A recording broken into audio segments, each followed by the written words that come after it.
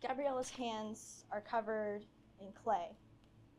After decades of being a busy and successful fashion designer, Gabriella decided to retire.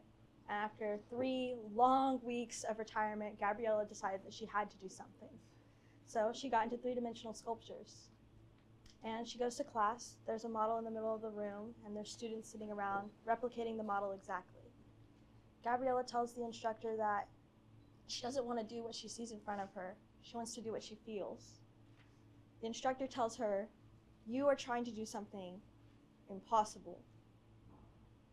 So she does the impossible. Gabriella makes sculptures documenting the Holocaust and her experience.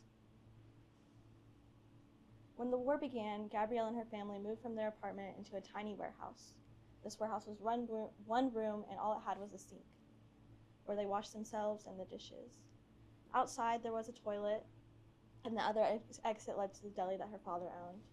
Her family, her mom, her dad, and her grandmother, they all stayed in this tiny warehouse for a whole 4 years, but Gabriella wasn't with them the whole time. Gabriella cried herself to sleep every single night for an entire year. Her mother had gotten her false papers that stated she was a Christian girl. This made her exempt from wearing the Star of David, but it also meant that she was going to a Christian boarding school. She was in hiding with nuns and 2 other Jewish girls, the Silberstein sisters. And there were 20 girls total. They all slept in one room, beds lined against the walls, and Gabriella would get into bed thinking about her family, wondering if they were okay, if they were alive. She had no way of knowing. Until one day, her mom comes to visit.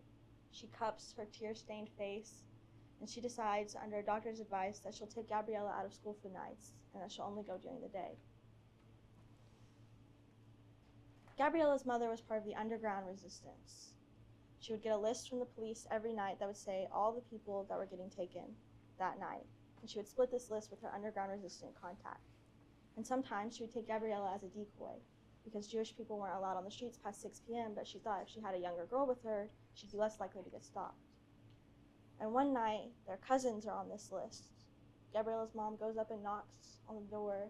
She begs them, please find somewhere else to go, find somewhere to flee to. They have tears streaming down their face as they're packing their things into bags.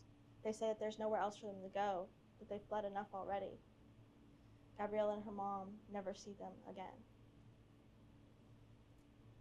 Gabriella is sitting in a chair reading War and Peace.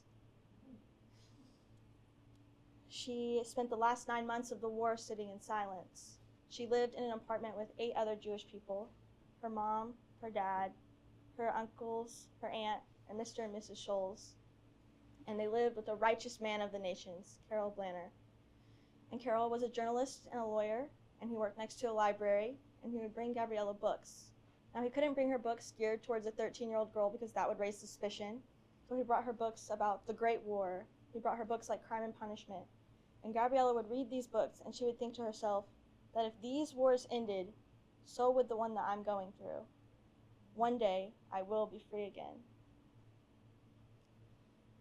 I think I recognize those girls.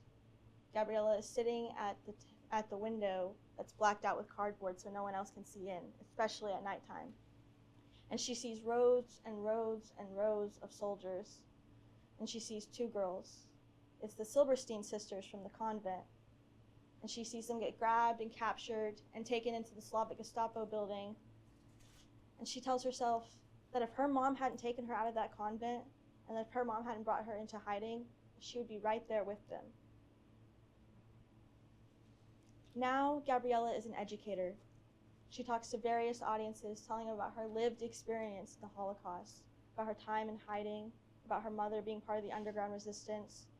And she tells them that anyone can take anything from you, even the clothes on your back, but no one can take from you what is in your mind. So be sure to put good things in there.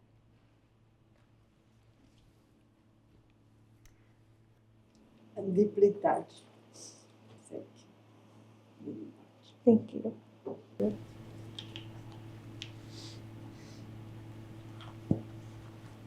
Gabriella, I am presenting to you a certificate and a photo of us, and it is a promise that I will keep your memories and I will share your story. Thank you. And you are doing such a great job. Thank you.